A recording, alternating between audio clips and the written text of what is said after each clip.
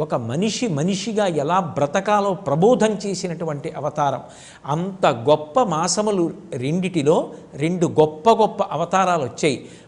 ఒకటి సాక్షాత్ శ్రీ మహావిష్ణువు యొక్క అవతారం అయితే, ఒకటి పరమశివుని యొక్క అవతారం.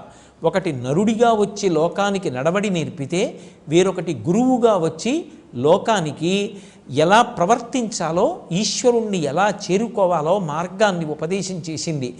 అంత గొప్ప అవతారం శ్రీరామ అవతారం. శ్రీరామ నవమి నాడు అందరూ తప్పకుండా ఉపవాసం చేస్తారు.